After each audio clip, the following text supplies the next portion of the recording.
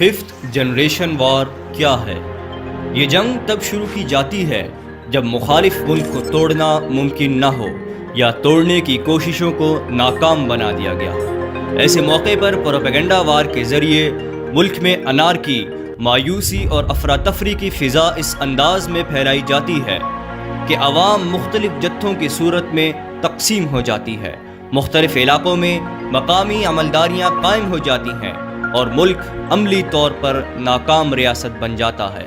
ان مقاصد کے حصول کے لیے سب سے پہلے فرقہ وارانہ فساد اور لسانی بنیادوں پر عوام کو تقسیم کیا جاتا ہے۔ سراسیمگی اور خوف و ہراس کی فضا استوار کر کے عوام اور ریاستی اداروں کو باہم دست و گریباں کر دیا جاتا ہے۔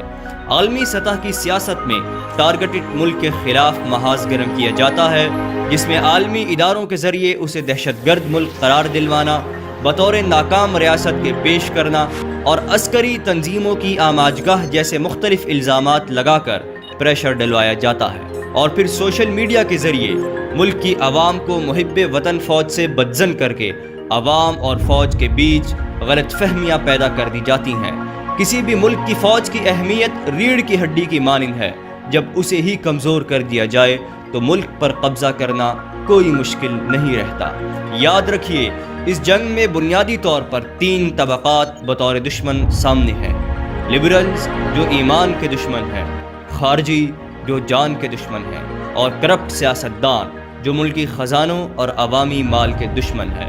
ان تینوں کا آپس میں غیر اعلانیہ اتفاق ہے، وہ ہے پاکستان اور افواج پاکستان کے خلاف محاذ جنگ۔ دشمن جب یہ تمام مقاصد حاصل کرنے میں کامیابی حاصل کر لیتا ہے تو اس کے بعد وہ براہ راست اس ملک پر پوری شدت سے حملہ آور ہو جاتا ہے۔ چونکہ فوج اور عوام ایک دوسرے سے کٹے ہوئے ہوتے ہیں، لہٰذا فوج کو عوام سے طاقت نہیں ملتی اور عوام بے آپسی خلفشار، شکوک و شبہات اور نفرتوں کی وجہ سے کسی بھی قسم کی مزاحمت کرنے سے معذور ہو جاتی ہے، چنانچہ وہ ملک دشمن کے لیے ترنے والا ثابت ہوتا ہے۔ سوشل میڈیا بھی 5th جنریشن وار کا ایک انتہائی مہلک اور اہم ہتھیار ہے۔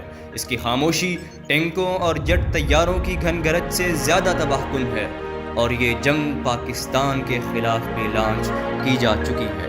یاد رکھیے، ہم یہ جنگ اسی صورت میں جیت سکتے ہیں جب ہم تمام مسلکی، علاقائی اور لسانی اختلافات کو بھلا کر ایک جھنڈے تلے جمع ہو جائیں اور مذہب، ملک اور ملت کا دفاع کریں۔